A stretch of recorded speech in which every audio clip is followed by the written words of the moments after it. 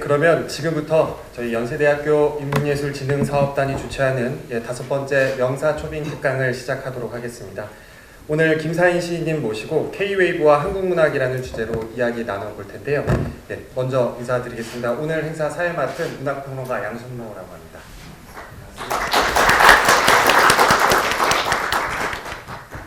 학교에 계신 분들께서는 어느덧 학기 후반에 접어들었기에 한참 바쁘실 때가 아닐 수 없을 텐데요. 정말 귀한 시간 내주셔서 이 자리에 함께 해주신 모든 분들께 진심으로 감사의 말씀 올립니다.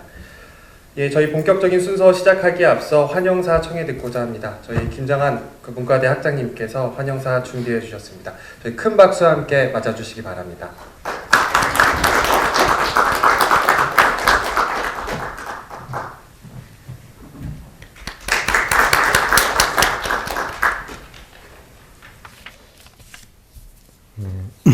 안녕하십니까. 오늘 갑자기 날씨가 쌀쌀해져서 그런지 좀 저희가 예상했던 것만큼 그렇게 많은 분이 참석하지는 않은 것 같습니다. 그래도 소수 정예분을 모시고 귀한 분을 김사인 선생님을 모시고 강연을 듣게 돼서 대단히 영광이라 생각합니다. 방금 소개받은 연세대학교 문과대학장 김장환입니다. 겨울로 접어드는 쌀쌀한 날씨에도 귀한 시간을 내어 이 자리에 함께 해주신 모든 분께 감사의 말씀 드립니다. 오늘의 이 행사를 주최한 연세대학교 문과대학 인문예술진흥사업단은 우리 문과대학 동문과 동문이신 박은관 심원능 회장님의 기부로 설립되어서 한국문학의 세계화와 인문학의 진흥 또 창의 인문인 육성을 목표로 여러 사업과 프로그램을 운영하고 있습니다. 바로 그런 프로그램 중 하나로서 인문예술진흥사업단에서는 학기마다 명사 초빙 특강을 개최하여 인문학과 문학에 관한 생생한 통찰을 청해 듣고 있습니다. 오늘은 한국 시단을 대표하는 시인 중 한 분이신 김사인 선생님을 모셨습니다. 김사인 시인께서는 1981년에 등단한 이래로 30여 년간 시쓰기에 매진해 오신 문학가이실 뿐 아니라 한국문학번역원의 제7대 원장을 역임하시면서 한국문학의 세계화에 기여하셨습니다. 그런 만큼 한국문학의 현 주소와 가능성에 대해서 김사인 시인만큼 흥미로운 이야기를 풀어주실 분이 또 계실까 싶습니다. 최근 들어 한국문학은 점점 더 많은 전 세계 독자들에게 다가가고 있습니다. 작년에는 연세대 국문과 동문인 한강 작가의 노벨 문학상 수상이 있었고 또 김주혜 작가의 톨스토이 문학상 수상 소식이 있었습니다. 그뿐만 아니라 점점 더 많은 한국 작가의 작품들이 여러 언어로 번역되어 해외에 소개되고 있고 새로운 독자들을 끌어들이고 있습니다. 그렇지만 다른 한편으로는 지금껏 인간 주체의 고유한 사유 활동이라 여겨졌던 글쓰기가 생성형 AI에 의해 대체되고 있으며 그에 따라 읽고 쓰는 일의 가치가 점점 더 경시되고 있는 듯합니다. 구체적인 내용 구성이나 문체는 AI가 따라갈 수 있겠지만 문학이 시대와 호흡하면서 글쓰기를 통해 질문을 던진다는 그 본령은 인간 사유에 몫일 것입니다. K문화의 성장과 더불어 한국문학이 국경을 넘어 널리 뻗어나가고 있지만 기술의 비약적인 발전으로 인해 인문학적 글쓰기가 위험에 처해 있는 상황을 생각할 때 오늘 김사인 시인께서 해주실 강연이 특히나 깊고 큰 울림을 주리라 믿습니다. 강연 요청에 흔쾌히 응해주시고 흥미로운 말씀을 준비해 주신 김사인 선생님께 감사드리며 이처럼 뜻깊은 강연에 참석해 주신 여러분께도 다시 한번 감사드립니다. 저희 인문예술진흥사업단에서는 제2의 노벨문학상 수상을 바라보며 앞으로도 계속해서 한국문학의 발전과 세계화에 심혈을 기울이겠습니다. 감사합니다.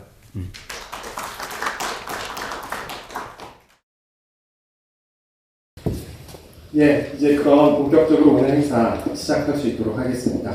저희 오늘 김사인 시인님께서는 K-웨이브와 한국문학이라는 제목으로 강연 준비해 주셨는데요.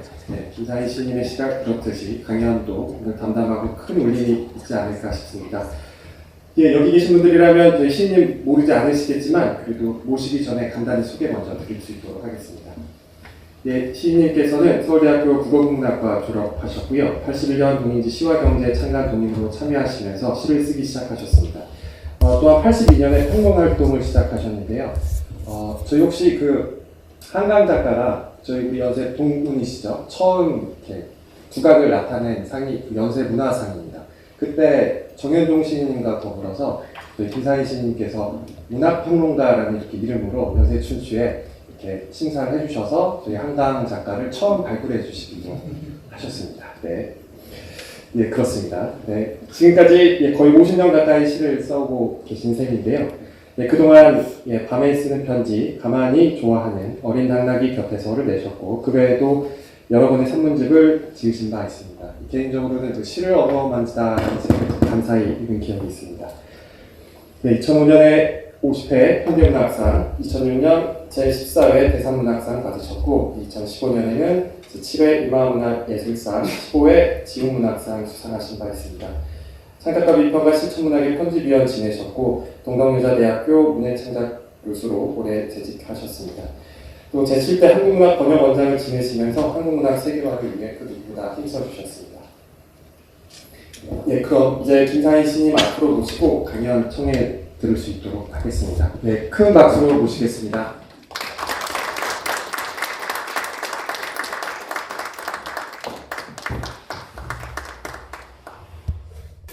예, 시간이 넉넉지를 않으니까 바로 말씀 여쭙겠습니다.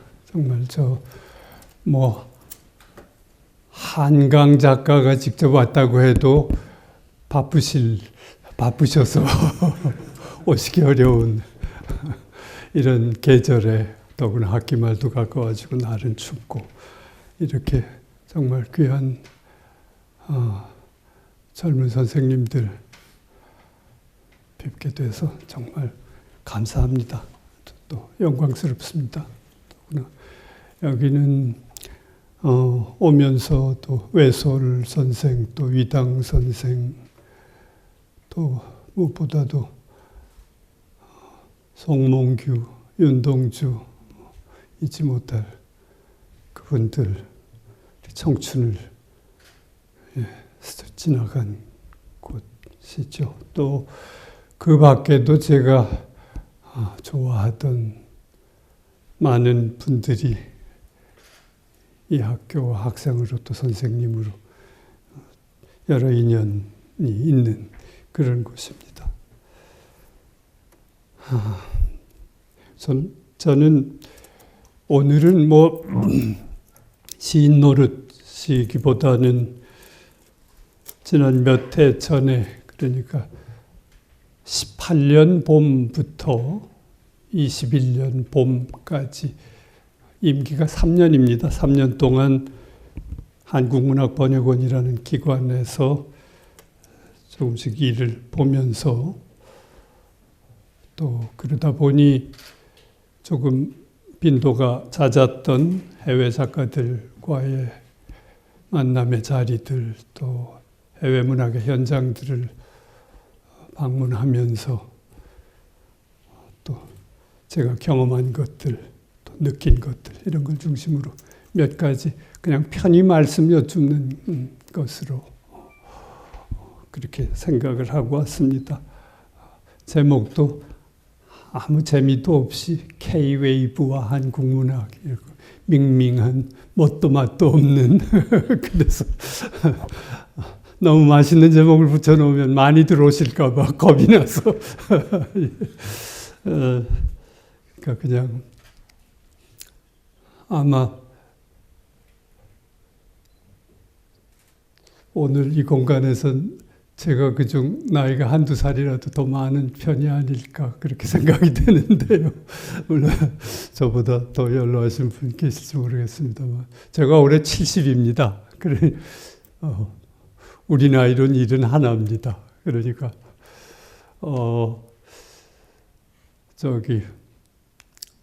그냥 편히 이렇게 저렇게 살았던 얘기 이런 거 좀 여쭈어도 너무 허물 마시기 바랍니다. 정말 이제 K-웨이브 한국문학 저런 걸 몰아오는 어떤 과정 속에는 세계화라는 어떤 구호, 슬로건이기도 하고 어떤 뭐 정치사회적 전략이기도 한 그런 단어가 거기 개입된다고 생각됩니다. 그런 기간쯤을 저는 인사동에서 막걸리 잔을 핥고 하는 시인 노릇에서 그만 잘못 징발이 돼가지고 군대 가는 거 비슷하게 한국문학 번역원으로 끌려가서 꼼짝 못하고 3년을 정말 복무를 했습니다. 그래서 오늘은 그 공무원을 치렀던 한국문학 세계화, 한국문학의 발전과 그 세계화를 도모하는 것을 목적으로 한다. 이렇게 한국문학 번역원은 되어 있습니다. 그리고 그런 과정을 거치면서 공교롭게도 지난해에 정말 노벨 문학상을 수상하는 세상에나 참 꿈에도 생각해 본 적 없는 그런 일이 제 생전의 눈앞에서 벌어지는 광경을 목도할 수 있게 됐고 노벨 문학상 수상작을 원어로 읽는 그런 정말 호사를 누리게 또 됐습니다. 어쨌든 19세기의 전기기관차, 19세기 초에 1820년, 30년 이런 무렵에 전기기관차 또 기선 이런 것들이 만들어진 이래로 이제 우리 지구는 좁아지기 시작을 해가지고 이제 그때부터 시동이 걸린 200년 가까운 이 가속적인 세계화, 그래서 나라와 나라가 지역과 지역이 이웃과 이웃이 점점 더 좁아져서 그저 2시간이면 동경에 가서 신축구를 걸을 수 있는 1시간이면 제주도까지 날아가는 이런 추세가 이제 피할 수 없는 우리 시대의 대세가 아닌가 싶습니다. 어쨌든 이런 세계화의 추세가 뭔가 우리 한국 사회의 공공 공간에 탁 정면으로 그 이름을 내놓기 시작한 것은 93년 무렵부터였다고 기억합니다. 그때는 김영삼 대통령이 대통령으로 당선됐던 해입니다. 그러면서 이제 세계화라는 슬로건을 정면으로 내걸었지요. 그리고 그 이전에 대략 짐작하시겠습니다만 88년에 소위 88 올림픽이라는 것이 있었고 또 88년 1월 1일을 기해 가지고 정말 그거 역시 한 번도 꿈꾸어 본 적이 없는 일입니다.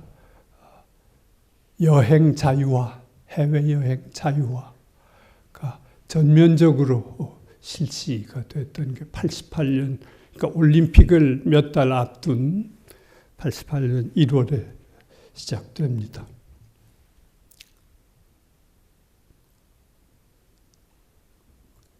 그런 93년 무렵을 시작으로 해서 그 문민정부를 자처하던 김영삼 정부 시기에 이제부터 이 말이 유행을 하기 시작하는데요. 그러면서 다들 나이 드신 분들은 기억이 나실 것이고 그렇지 않은 분들은 들어는 본 듯하고 그랬을 겁니다. 사랑이 뭐길래라는 드라마 혹시 생각나시는지요? 90년대 초반에 뭐 50몇 회 이렇게까지 이어지면서 김수현 씨 작품으로 정말 시청률을 무려 64% 5%까지 끌어올렸던 이건 우리나라 TV 드라마 사상 정말 유례가 없는 히트를 치렀던 작품입니다. 이게 중국에 건너가서 정말 아주 정말 공전의 성공을 거두게 됩니다. 그러면서 한류라는 말이, 그러니까 한류라는 말 자체가 중국제 말인 거죠. 이게 등장하기 시작합니다. 그리고는 그 이후 대장금 이런 거 생각나시죠? 또 뭐 겨울연가 이런 것들이 일본으로, 중동으로, 동남아로 이러면서 열풍을 일으킵니다. 그게 이제 2000년대 초반, 그리고 그 뒤에 이어서 태양의 후예, 제가 여기 적어온 게 그렇습니다. 16년에 태양의 후예, 킹덤, 사랑의 불시착 이런 이제 드라마들 쭉 이어지죠. 여기에 그치질 않습니다. 2000년 초반에 보아라는 여가수 생각나시는 분들이 있을지 모릅니다. 그 다음에 2007, 8년경 들어가면서 빅뱅, 소녀시대 이런 그 걸그룹 또는 보이그룹 이런 이들의 동남아, 중남미 이런 쪽 흥행을 하고요. 그 다음에 그 비슷한 시기에 원더걸스 하면 어떤 노래 생각나시나요? 벌써 이렇게 되셨나요? 노바디 생각 안 나시나요? 싸이는 아시지요? 강남스타일 이런 것들이 정말 2012년 이런 무렵에 휩쓸기를 시작합니다. BTS 다이너마이트가 언제가요? 2020년 빌보드 하트 100 1위로 등극을 하는 이러면서 이런 시기에는 이미 20년대에 들어서면은 이 BTS뿐 아니라 블랙핑크며 엑소며 트와이스며 이런 등등해서 거의 150개 이상의 아이돌 그룹들이 활동을 하고 있다고 합니다. 또 같은 무렵에 기생충이 아카데미상 6개 부문을 거의 석권하다시피 했던 무렵이 2020년입니다. 그러니 또 이것만도 아닙니다. 그러니까 대중예술 쪽만도 아닙니다. 소위 클래식이나 고전 예술 표방하는 쪽에 조성진, 임윤찬 이런 이름들 맞아 싶으시지요? 조수미 같은 분은 좀 그래도 이제 철이 좀 지났다고 치더라도 독일에서 활동하는 작곡가 진회숙 아닙니다. 진은숙이네요. 진회숙은 그 언니 되는 그 조금 불편할지도 모르는 시사평론가 진중권의 누나들이죠. 진은숙 작곡가 이런 이들은 윤희상 선생을 뒤를 이어서 서구의 정말 갈채를 한 몸에 모으는 분들이죠. 정명훈 남매들 이런 분들. 발레 또 현대미술 쪽에도 백남준, 이우환 이런 분을 뒤이어가지고 최근에 양혜규라고 하는 젊은 행위예술가, 설치미술가 하는 이런 이들은 지금도 그러니까 영향력 있는 현대미술가 100명을 고르는 데 30위 이내에 랭크되는 젊은 화가입니다. 그리고 신경숙의 엄마를 부탁해 이런 게 영어로 번역돼서 세계 시장을 한때 휩쓸고 하던 게 그게 이미 2011년 일입니다. 그리고 2016년에 채식주의자로 맨 부커상을 우리 한강 작가가 받는. 그리고 또 거기 이어서 요 몇 해 전에는 김혜순 씨의 시가 캐나다에서 주는 큰 상, 거의 뭐 시 쪽에서는 노벨상에 버금간다고 할 만한 그런 상을 받는 그런 일들이 생깁니다. 여기에 이제 한 정점을 찍었다고 할 만한 것 같은 느낌이 바로 지난해의 한강의 노벨문학상 수상이 아닌가 그렇게 생각됩니다. 그리고 이쯤이면은 정말 K-웨이브랄지 한류랄지 K-컬처랄지 이런 말을 감히 써도 누구도 이의를 제기하기 어렵지 않을까 그런 생각을 합니다. 거기다가 한강의 노벨문학상은 뭔가 그 이전에 우리나라의 김대중 대통령의 노벨 평화상 수상이 있었습니다만 그렇지만 그런 국제정치적인 어떤 역학이나 이런 게 투사될 수밖에 없는 그런 것에 비하면 이번 문학상은 뭔가 훨씬 더 순도가 높고 좀 더 고상하고 또 고품격의 그런 칭찬이자 인증인 듯이 정말 그런 느낌을 받게 됩니다. 그게 저뿐만은 아닐 겁니다. 이런 호응, 이런 것을 보다 보면 그동안 미국이나 유럽의 대중문화들, 일본의 대중문화들 이런 걸 어설프게 흉내나 내오던 이런 한국에서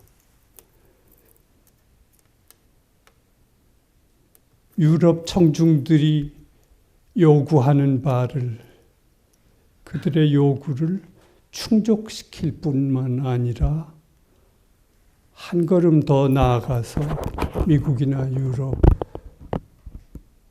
서구의 대중문화에는 없는 어떤 매력과 역동성 이런 것을 세계의 대중들에게 발산한 것이다. 이렇게 어쨌든 일단 볼 수 있을 듯합니다. 근데 어떻게 이런 일이 있을 수가 있나? 이게 도대체 무슨 일이란 말인가?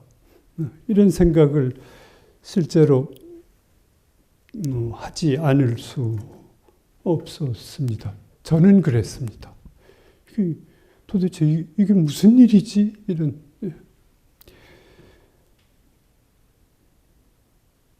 이런 에너지의 정체가 대체 뭔지, 또 저렇게 많은 유럽의, 중남미의, 동남아의 저 젊은이들이 전응아들도 아니고 도대체 저런 노래에 저렇게 환호하고 어찌 저럴 수가 있을까? 도대체 그이들 속에 있는 어떤 갈증을 이 한류, 우리 국산 한국발 대중문화들이, 노래들이 거기에 부응하는 것인가? 이런 생각을 할 만하고 하게 됩니다. 그리고 동시에 기쁜 일입니다만, 좋은 일입니다만, 좋습니다만, 과연 이게 좋기만 한 일인가? 좋기만 할 일인가? 그래도 되는 일인가? 하도 50년, 100년, 150년씩을 시달려온 민족의 한 끄트머리라서 그런지 좋은 일이 닥치면 좋기에 앞서서 겁부터 나는 겁니다. 이게 그냥 작정 좋아해도 될까? 이런, 네. 여기서 이걸 어떻게 해야지? 이런 생각이 들었습니다. 저는 이런 여러 생각을 하면서 저를 자신을 돌아보면서 우리 한국의 지난 몇십 년을 또 그 앞에 몇십 년을, 100년을 이렇게 돌아보면서 생각하면 만감이 교차하는 느낌이었습니다. 노벨 문학상이라니 저건 정말 우리 한민족의 100년의 수건이 아니었던가. 우리가 식민지 시대 1910년대 말 이런 무렵에 우리가 들었던 게 타고르의 노벨상 소식 그리고 일본로 오고 한국을 잠깐 스쳐갔던 이러면서 그때 식민지하에 우리 문인들이 흥분을 했던 이런 장면도 떠오르기도 하고요. 그러면서 저는 근래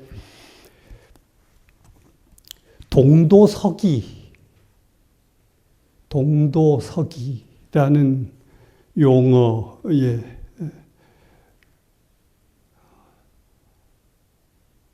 붙들려 있다는 말씀을, 사로잡혀 있다는 말씀을 드리고 싶습니다. 그러니까 이 땅에 동도석이라는 용어가 우리나라 개항 1876년 개항 이후부터 쓰이기 시작했으니까 한 150년 가깝다고 생각합니다. 이후 개항 이후 150년 역사에 이 땅의 역사가 지향해 온 바를 크게 아우를 만한 표현, 크게 아우르는 표현으로 동도서기란 말, 이것만큼 적실한 말이 잘 없는 것 같은 느낌을 저는 받습니다. 그 이후 때에 따라서는 그게 개화란 말이 되기도 했다가 근대화, 현대화 이런 말이 됐다가 93년부터는 세계화란 말로 또는 개혁이란 말로 포장은 바뀝니다마는 이 동도서기라는 슬로건의 그 알맹이는 고갱이라고 할 만한 것은 변함이 없이 근대화, 개화, 현대화, 세계화 이런 과정 속에서도 이어지고 있다고 생각합니다. 이 동도서기라는 슬로건은 정말 서양 제국주의 세력들이 동양 쪽으로 밀려 들어올 때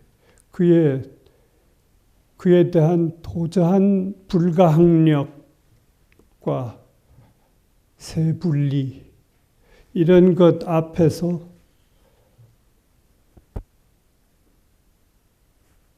정말 우리 자신을 합리화하기 위해서, 우리 자신을 설득하기 위해서 세웠던 그런 슬로건 또는 전략도 아닌 전략, 이길 수 없는 싸움이었기 때문에 그게 아니었나 생각되고요.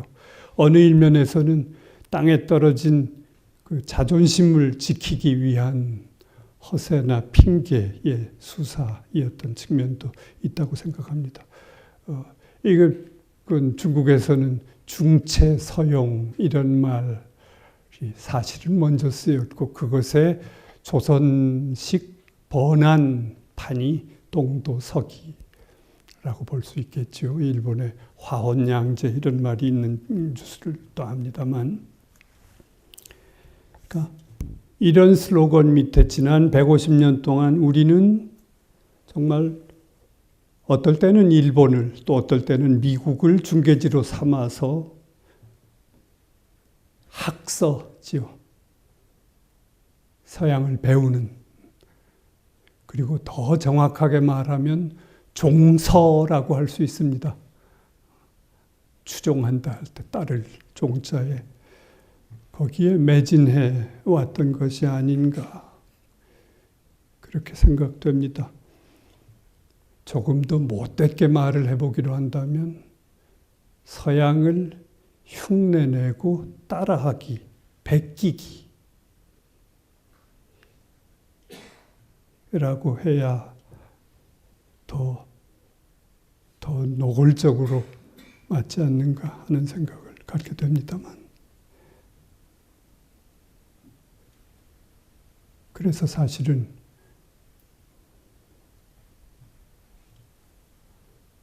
지난 벌써 한 10년쯤이 됐는가요? 신경숙을 둘러싸고 표절 문제 시비가 한때 만연하고 그랬던 적이 있습니다만, 그건 또 그것대로 따져볼 일이 있겠습니다만은, 도대체 그 작품의 한두 구절이 담고 안 담고가 문제가 아니라 소설이라는 양식, 시라는 양식 자체가 일본을 통해서 익혀온 흉내내기, 서양식 리터레이처와 포에트리와 노블의 번안이자 흉내라는 생각을 하면 도대체 그건 빼놓고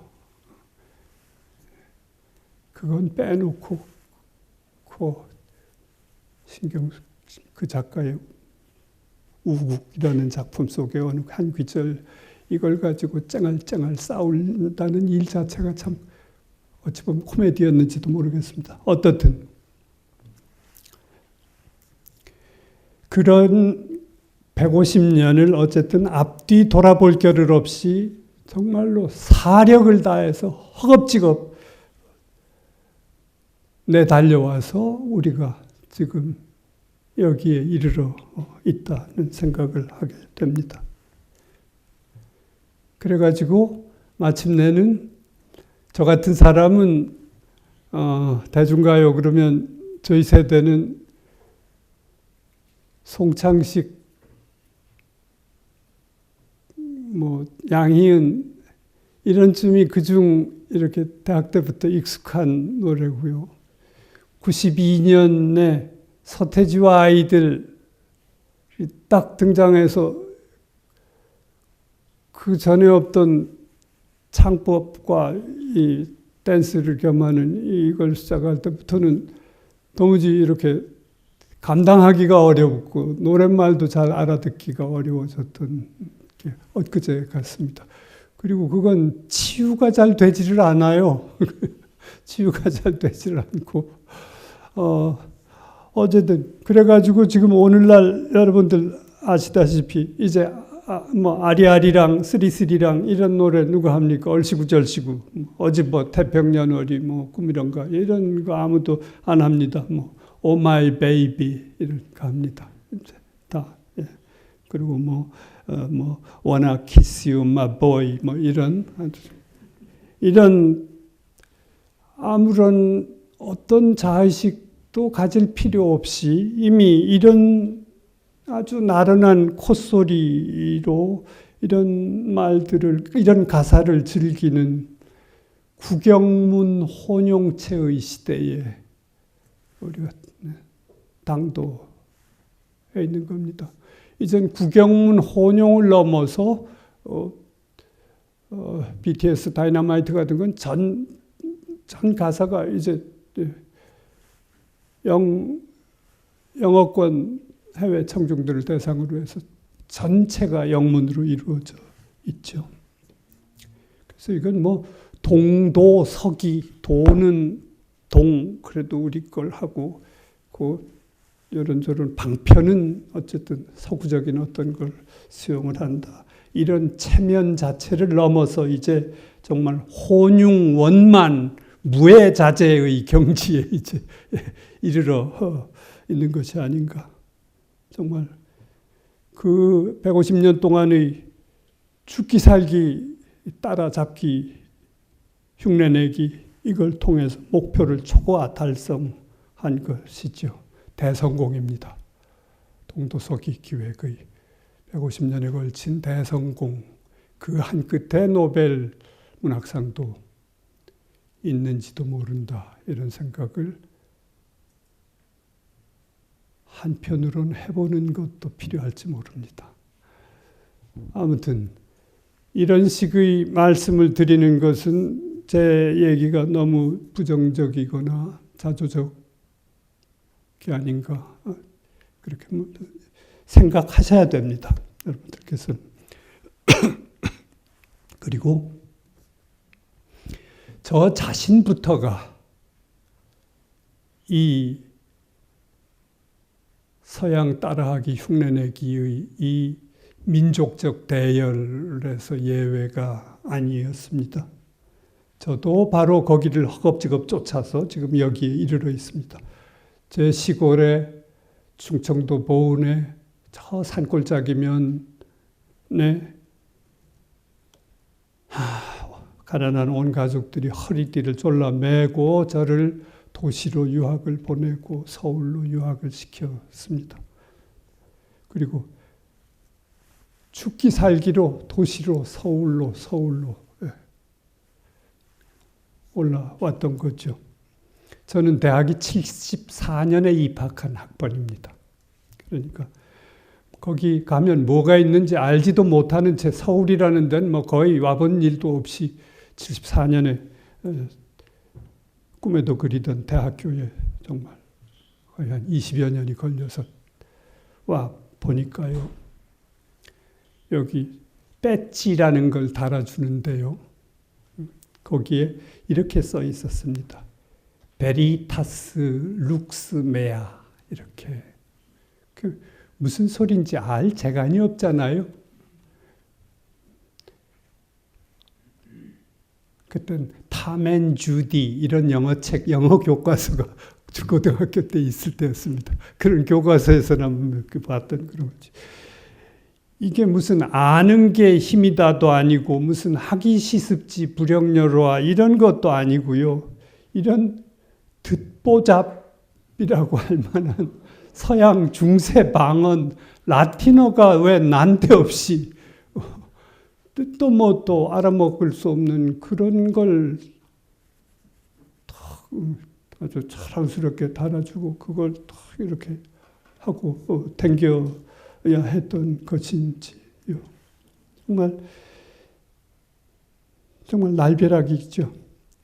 그게 바로 사실은 웃다가 통곡을 할 코미디입니다. 지금 돌아보면 50년 전의 일입니다만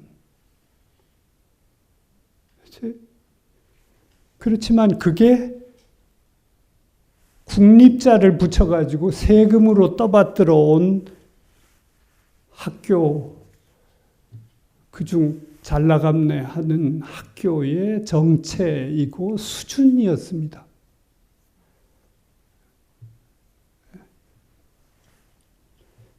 저도 그 속에 한 사람이었습니다. 또 지금의 저 또한 이런 맥락으로 돌아보면 고민이 조금 이러저런 고민이 늘었을 뿐이지 크게 달라진 건 없는지도 모르겠습니다.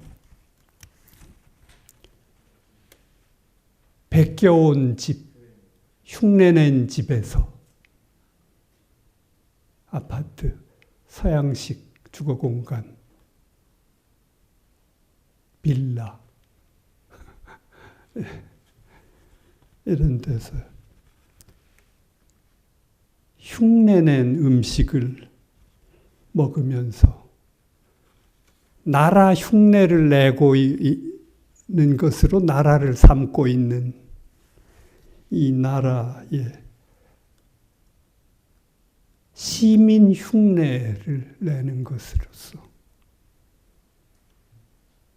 웃는 것도 서양 영화 배우들 웃는 것처럼 어딘지 좀 우아하게 고상하게 그러면서 공부 흉내. 서양 근대과학, 서양 근대 학자들, 근현대 학자들이 공부로 삼고 있던 그 흉내들을 내는 것, 생활 흉내, 이런 걸 사는 것인 줄로 알고 살고 있지 않는가, 이런 생각을 때로 해보게 됩니다. 시가 아니고 포에트리 흉내를, 우리나라는 19세기 말까지 지금 우리가 시하면 떠올리는 이런 시는 있지 않았습니다. 그래서 1925년, 20년대 후반까지도 신춘문예 모집 광고에는 신시라고 이름을 붙여서, 장르 이름을 신시. 이건 원래 시가 따로 있고요. 원래 시는 한시입니다.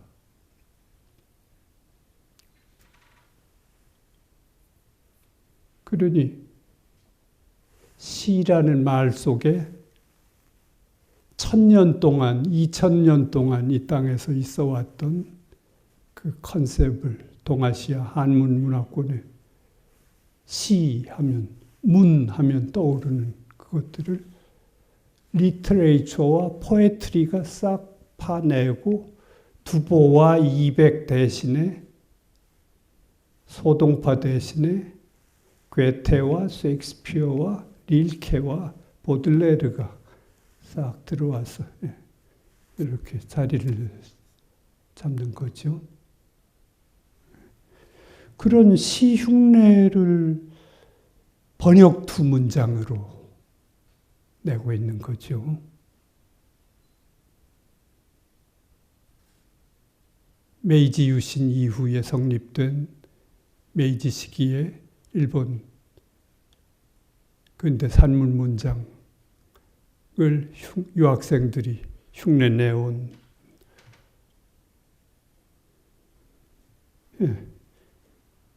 이런 것 아닌가.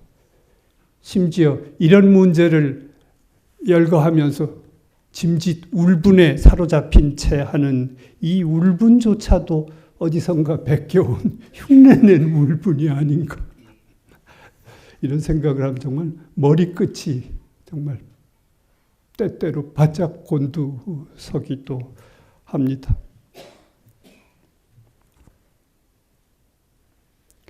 이제 이런 식의 무슨 우국지사 같은 비분관계 이런 걸 침튀기는 거, 이거 촌스러운 노릇된 지 오래됐습니다. 그리고 이제 와가지고 뭐 조상 탓, 또 위정자 탓하는 것도 부질없는 일이고요. 다만 그냥 이렇게 말씀드려보고 싶을 뿐입니다. 그리고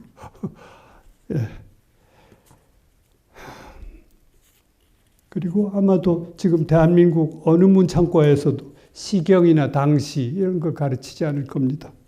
고려가요, 민요, 예시조, 판소리 이런 거 가르치는 문창과가 있을까요? 없을 겁니다.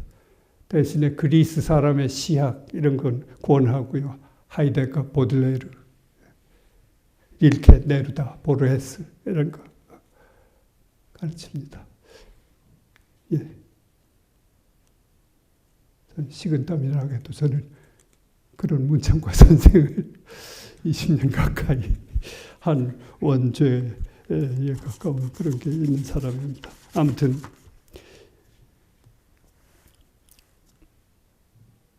이걸 예컨대 우리 대중문화 한류, 이게 어느 일면에서는 서양 따라하기 150년, 100년의 결실이란 말씀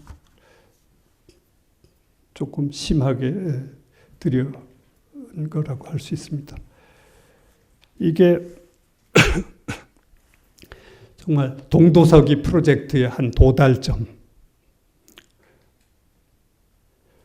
어떤 이는 저처럼 한심하다고도 여길 수 있겠고 어떤 이는 이 도달점의 정말 놀라움에 대해서 경탄을 할 수도 있겠고 하지만 어찌됐든 간에 정말 그 피눈물을 지불하고 도달한 우리 한반도 살림살이에 돌이킬 수 없는 한 지점이 아닌가 생각합니다.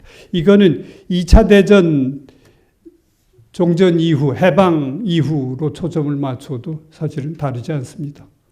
한반도 우리 저 남부 지역의 대중문화는 해방 이후에 미군정 실시되면서 특히 6.25 뒤에 미군이 장기 주둔하면서 정전 체제가 굳어지면서 결정적으로 미국화하게 되는 것이죠. 이건 대중문화뿐 아니라 정치, 경제, 사회, 교육 모든 영역에서 미국을 이제 표적으로 따라하기, 표적으로 삼게 됩니다. 예를 들어 우리가 60년대 가수 중에 알고 있는 최희준, 패티김, 신중현 뭐 이런 이들은 물론이고 7, 80년대 그 통기타 가수들 뭐 송창식과 윤형주 이런 이들까지도 실은 미군 기지 주변의 클럽을 요람으로 해서 미국 대중음악을 따라하면서 그 음감을 익히면서 성장한 세대입니다. 그리고 그러는 당분간 동안은 나훈아랄지 남진이랄지 이런 식민지 시대 엔카 창법을 비교적 가까이 승계했던 이들은 관세를 받게 됐죠. 이게 4.19 세대의 각성에 의해서 4.19 세대 이후 70년대, 60년대 후반, 70년대 이후 대학생 사회 중심으로 해서 우리 한국 예술의 민족적인 형식에 대한 고민이나 실천 이런 것들이 추진이 되긴 합니다만은 이 경우에도 김지아나 이런 이들의 창작 판소리, 담시라고도 부르는 오적, 비어 이런 것들만이 예외적으로 우뚝할 뿐이지 더 이상 그 후속 세대에 의해서 승계되지 못합니다. 또 같은 시기에 함께 시작됐다고 할 수 있는 민족극 운동들, 탈춤, 민요, 마당극 이런 것에 대한 관심도 이제 그런 70년대와 같은 80년대와 같은 저항적인 문화운동으로서의 활력 이런 걸 이제 더 이상을 갖지 못하지 않나 생각됩니다. 지난 겨울에 그 빛의 혁명의 그 광장에서 더 이상 7, 80년대 저 같은 세대가 귀에 익은 운동가요가 거의 들리지 않았던 것 이런 것이 정말 이제 세대가 바뀌고 또 시대가 바뀌었다는 것의 단적인 징표가 아닐까 그렇게 생각됩니다. 이런 송창식, 양희은 또 대학의 민중가요 운동 심지어 조용필까지를 일거에 구축하는 게 이제 서태지 이후에 90년대 이후에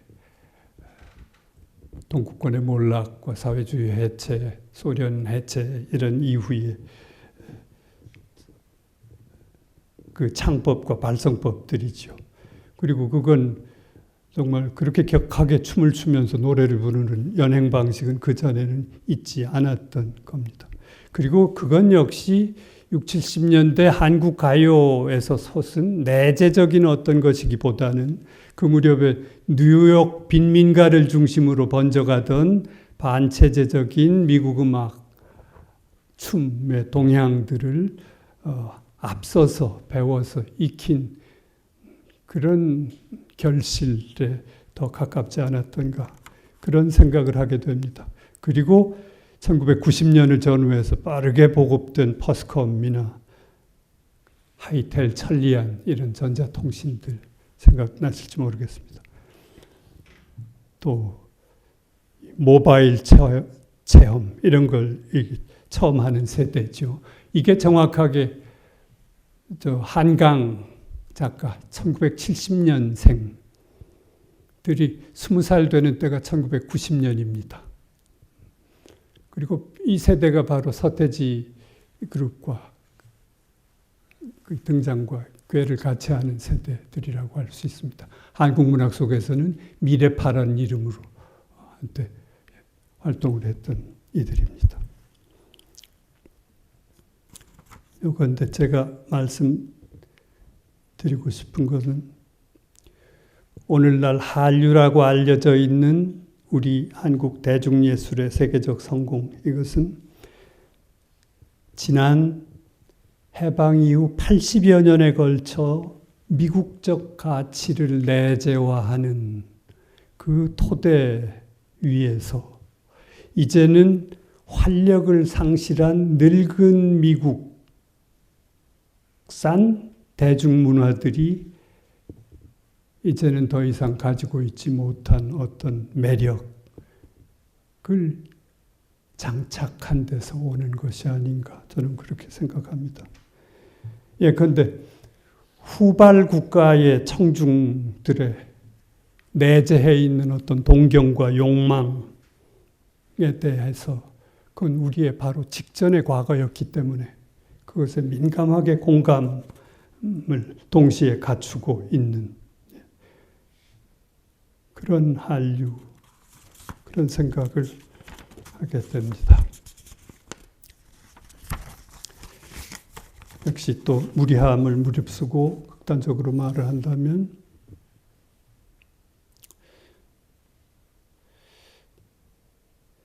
대한민국은 드디어 부인할 수 없는 또 다른 미국이 됐습니다.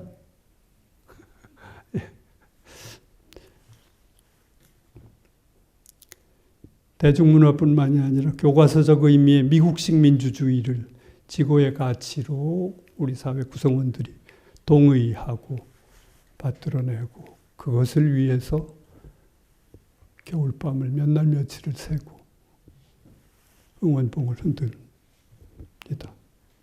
어떤 의미에서는 미국보다 더 미국다운, 정작 미국에서는 찾아보기 어려운 그런 미국일지도 모르겠습니다.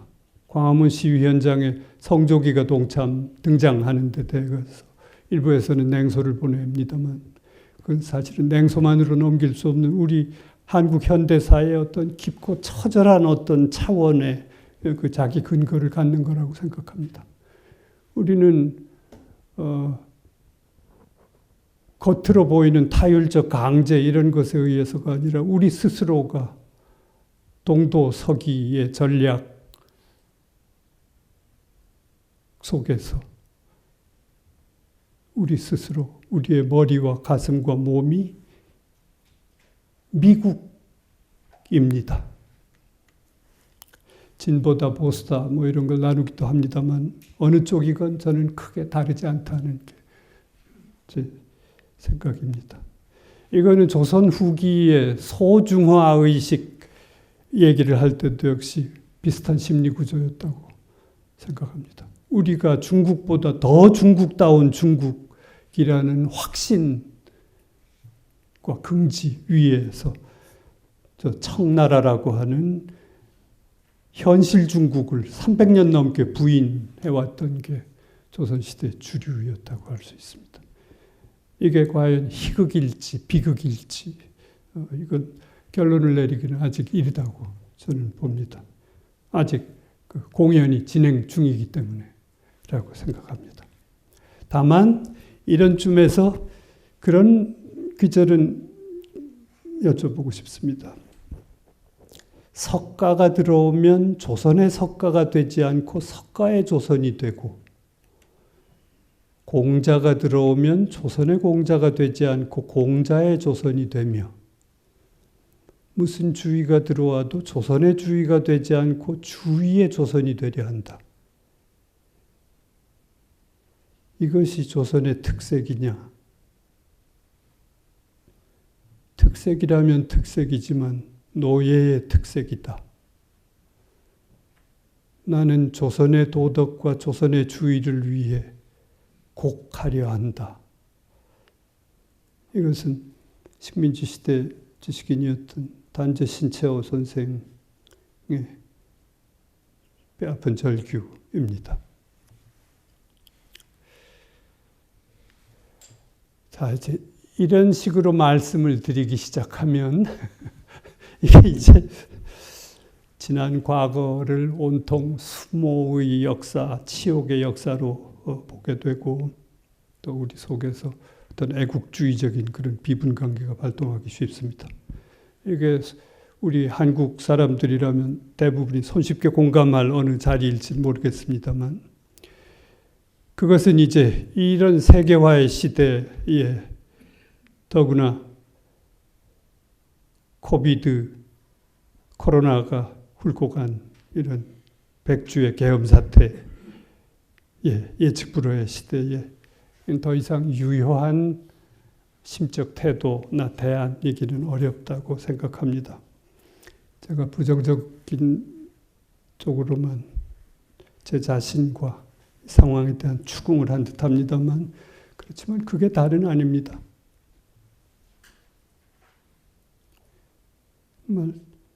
우리 한국 근현대사 150년의 역사, 전쟁, 분단, 군부 독재 18년 더하기 10년 하면 한 30년 가까운 독재와 혹독한 산업화 과정의 상처들, 급속한 경제성장, 민주주의를 둘러싼 싸움들, 이건 한국 밖에 일본이나 중국이나 서양 사람들의 눈으로 볼 때는 그건 아마 경이로운 것이 아닐까 그렇게 생각됩니다. 극적이라고 할 만합니다. 그리고 그 놀라운 역동성 또 그 역사적 과정에서 빚어지는 경쟁, 갈등, 상처, 성취 이런 것들에서 방출되는 어떤 기운 이런 것들이 이제 서구 선진 제국에서는 더는 찾아볼 수 없는 그런 다이나미티가 아닐까, 매력이 아닐까 하는 그런 걸 담고 있는 것이 아닌가. 그리고 거기에는 치욕과 좌절과 상처까지도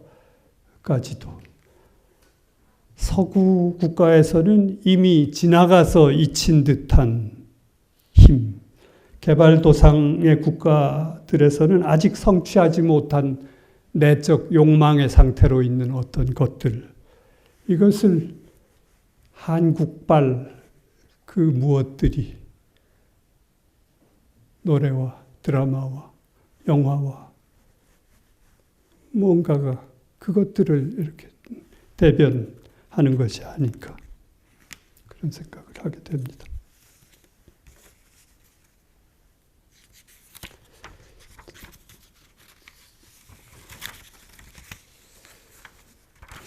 여기서 지금 엊그저께 확인을 해보니까 캐대헌이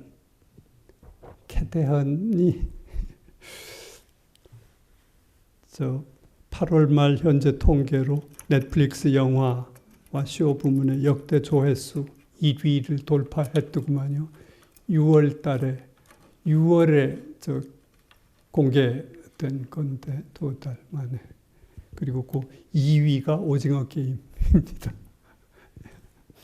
이런 것 거기다 뭐 한류의 여러 가지 말씀드렸습니다만 거기에 요즘 손흥민 축구 이런 거 또 잘하다 못해서 축구까지 어디서 저런 인물이 하늘에서 뚝 떨어져 가지고 저렇게 저럽니다. 배구의 김연경, 바둑은 어떻고요? 당구는 또 어떤가요? 당구 이런 거 좀 보시는 분들 계시면 이 한반도에 어쨌든 잠재력이 역사적인 어떤 DNA가 지금 21세기 초에 들어서 최대 발현되고 있는 것인데요. 이것의 정체 앞에 말씀드렸습니다만 여기서 이거 어떻게 하면 좋을까요? 웃어야 하나요? 울어야 하나요? 죽기 살기로 따라 하다 보니까 우리가 제일 선두가 되고 말았습니다. 그리고 선두는 길을 잡아야 할 책임이 있습니다. 뒤에 오는 이들이 우리를 보고 따라 합니다. 이 지점에서 우린 깊이 생각해야 합니다.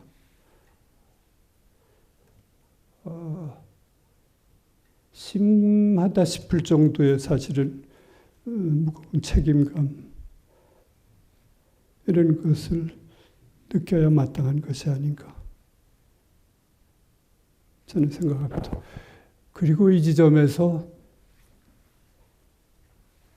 따라하기라고 하면 추종을 불허하던 선수인 일본의 예를 추종을 불허하던 선두였던 일본의 지난 30년에 걸친 위축 저는 추락이라고도 생각을 했다가 그렇지만 아직은 단언하기 어렵다는 생각을 하게 됩니다.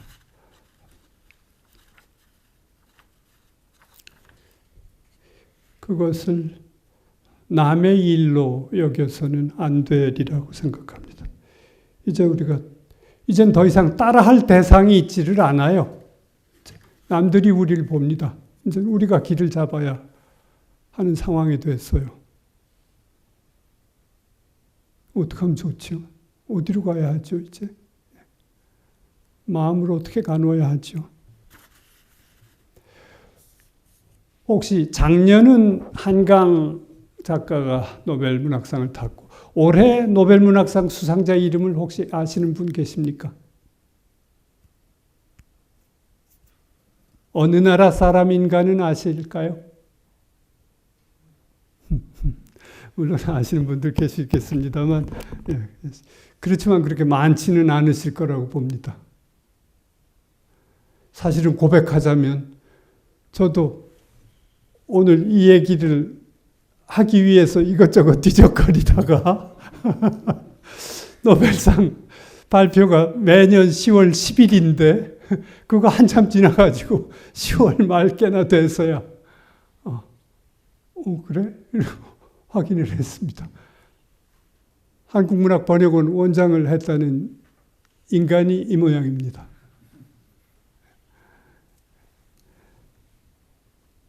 크로스너 호르카이 라슬로라는 헝가리 작가입니다. 크로스너 호르카이 라슬로. 발음까지 어려워서 잘.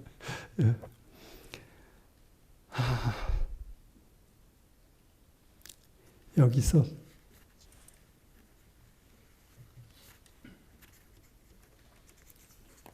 제가 이걸 여쭤보는 뜻은 노벨 문학상 수상은 앞에 말씀드렸듯이 우리 민족의 100년 수권을 이룩한 서양 것보다 더 서양스럽게 세련된 것이면서도 나 자신을 잃지는 않는 그게 바로 동도서기의 핵심 정신이죠. 이걸 이룩한 장거라고 할 수 있습니다. 정말 눈물겨운 일이죠. 그렇지만 동시에 이것이 성취됨과 함께 우리는 더 받을 상이 없어져 버렸습니다. 허탈해져 버렸습니다. 우리는 이 노벨 문학상으로 이제 문화 분야의 OECD 국가 그룹에 가입된 거나 다름없다고 저는 생각합니다. 이거 OECD 국가에 가입한 게 96년입니다. 그리고 바로 한 해 뒤 97년 IMF 터졌죠.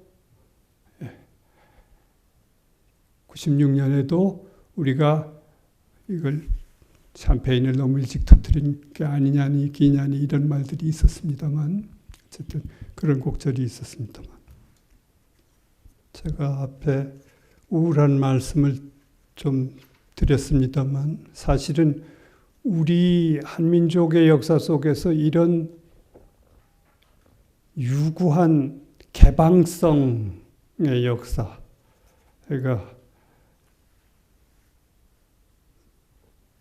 좀 더 문화적 우세종 쪽을 향한 과감한 개방과 모험의 역사는 사실은 역사를 뒤져보니까 꽤 유구한 것 같았어요.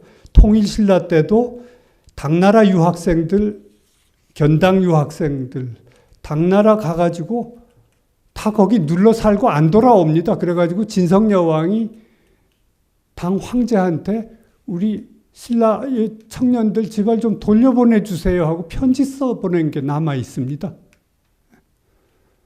조기 유학해서 미국 가가지고 안 돌아오는, 그거 비길만 합니다. 최치원, 이런.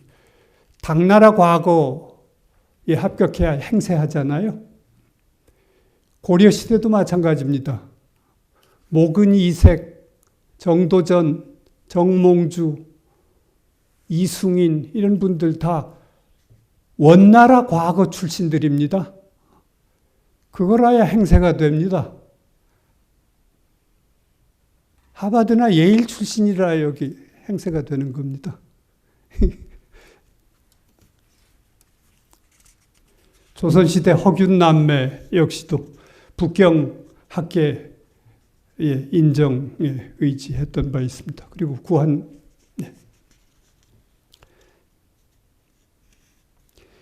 이런 개방성과 개방의 갈등, 모험 이런 걸 감내하는 과정에서 우리 한반도 주민들의 역사는 확장됐고 또 공동체는 흥할 수 있었다, 이런 생각이 듭니다.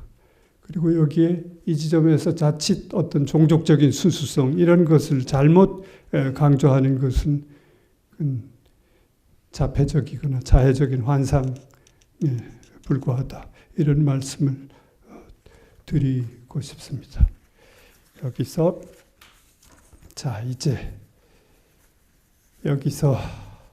이제 노벨상까지 받았으니 우리는 이제 어떻게 해야 좋을까? 뭘 하면 좋을까? 첫째, 중간 말씀 생략하고,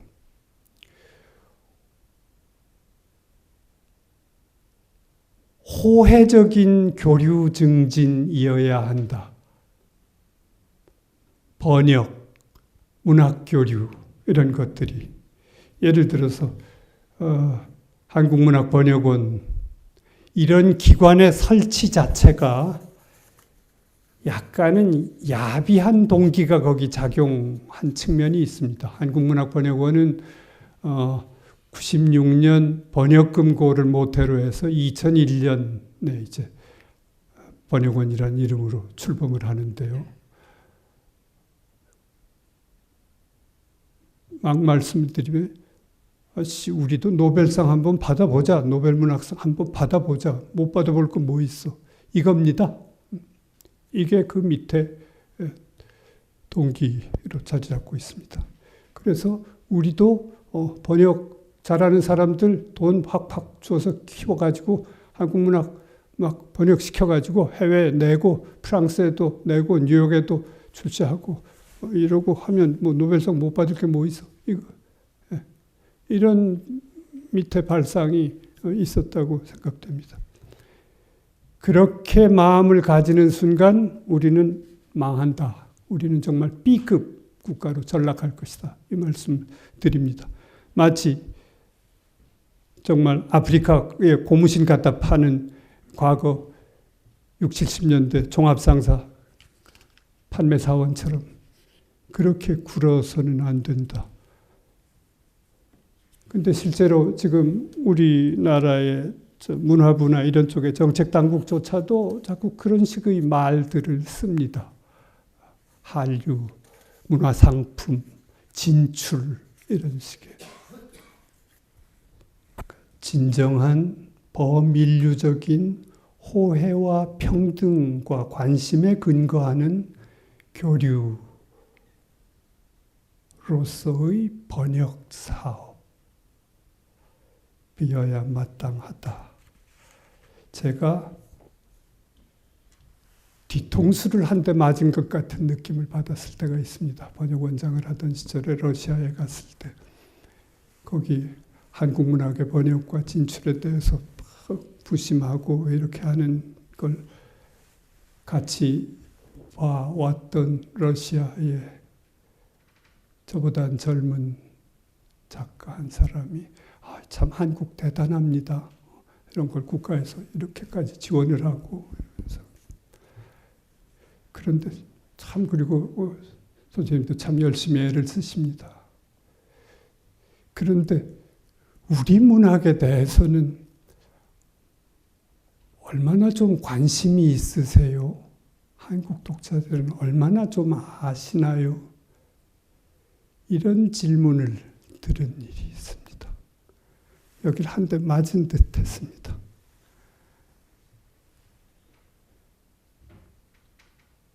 우리 작가들 해외 문학 행사에 있어서 어딜 가고 스웨덴을 가고 어디 뭐 핀란드를 가고 어디를 가고 합니다만 내 말을 하러 내 책을 더 팔러 가기는 쉽지만 나는 열에 한둘도 보지 못했습니다. 그 나라의 요즘의 문학적 동향이며 그 나라의 고전들은 어떤 게 있고 그것들을 조금이라도 좀 더 공부하고 알고 그것에 대해서 가서 좀 더 배워오고 그 고적들을 좀 더 가보고 싶어하는 그런 작가들은 제가 번역원 3년 있는 동안 손꼽을 정도밖에 보지 못했습니다. 왜 그들뿐이겠습니까? 제 자신부터가 이 사고방식이 그 모양인데.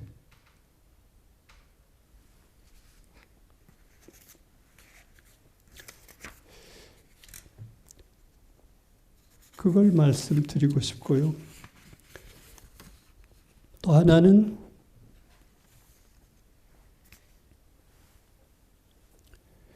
그러니까 우리가 정말 미국에 대해서도 마찬가지입니다. 미국 문학의 동향에 대해서 미국의 요즘 정말 흥미로운 작품에 대해서 아무 관심도 없고 남미에 대해서 아프리카 문학과 삶에 대해서 아무 관심도 애정도 없으면서 우리 한국 문학 사일그라고 우리 한국 문학 좀 출판해 달라고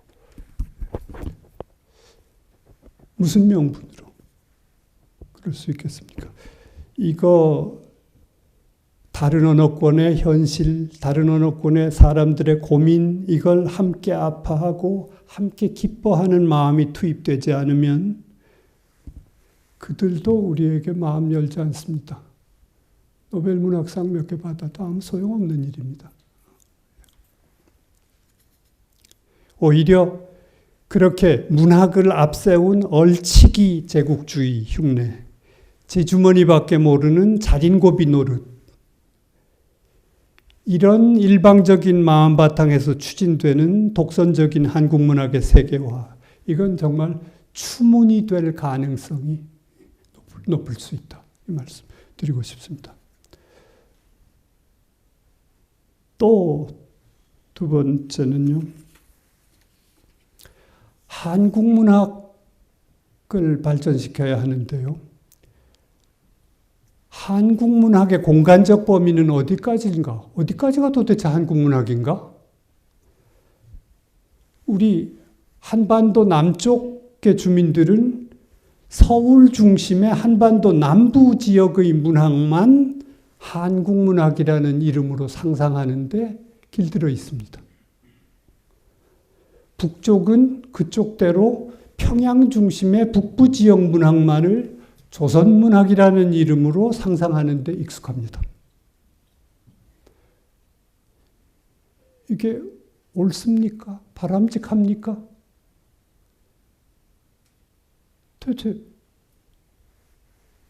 도대체 국문학과는 뭘 하는 데인데 도대체 이거 어떻게 하면 좋지요?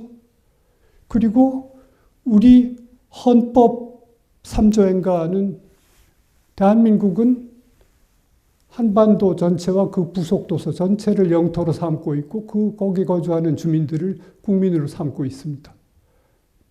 물론 현실적인 정치력이 어디까지 미치는가 하는 건 또 제한이 있습니다만, 이 한반도의 남과 북, 나아가서 해외의 한인 문학들, 자이니치들, 연변 조선족들, 고려인들, 재미 동포들, 이런 것까지를 아우르는 총체, 이거를 떠올리고자 우리는 노력하지 않으면 안 된다는 생각입니다. 그걸 할 때라야 가까스로 정말로 그걸 한국문학이라고 부르게 되건 조선문학이라고 부르게 되건 한인문학이라고 부르게 되건 그 실상과 실감에 닿을 수 있게 됩니다.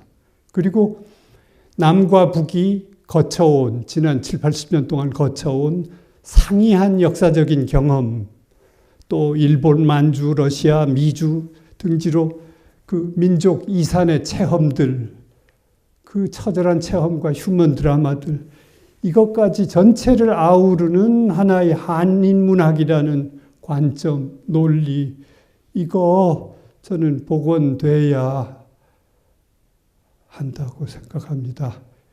우리 국고를 들여서 한국문학번역원이라는 기관을 만들고 그걸 통해서 세계화하고자 노력하는 한국문학이라고 한다면 바로 이런 차원까지를 아우르는 한국문학이 아니면 안 된다고 저는 봅니다.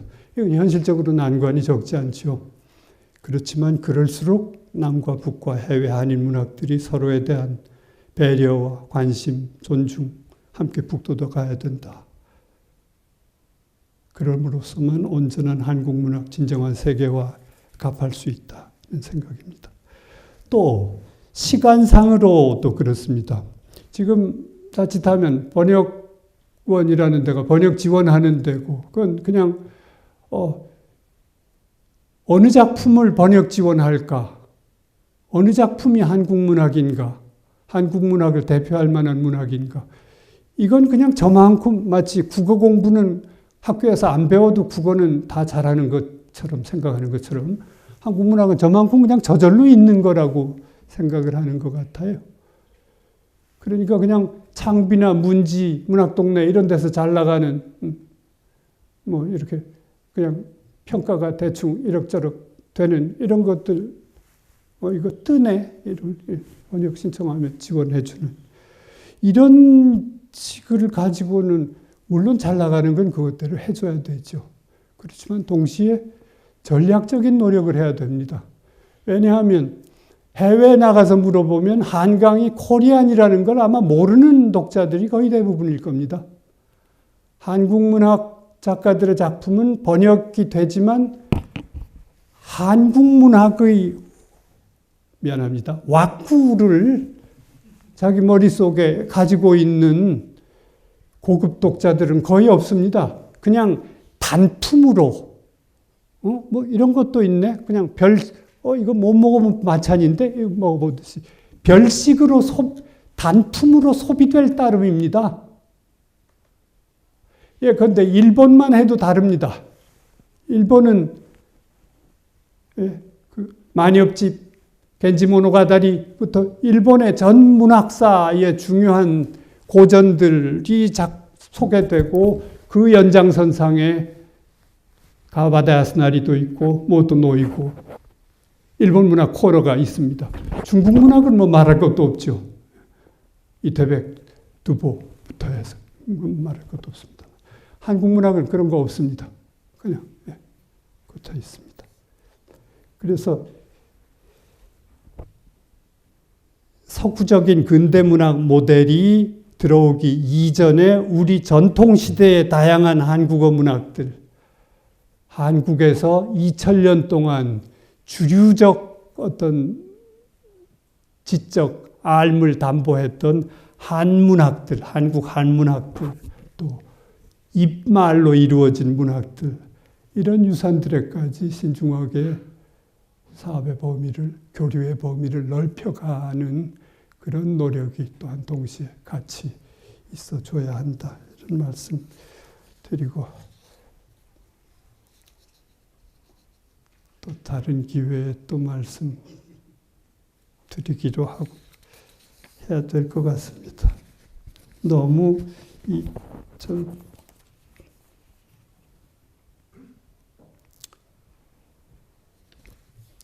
별 실속 없는 얘기를 견뎌주셔서 고맙습니다. 원래 인생의 끝이라는 없습니다. 그냥 문득 그냥 내리는 거죠. 또 다음 기회가 있기를 바라겠습니다. 고맙습니다. 죄송합니다.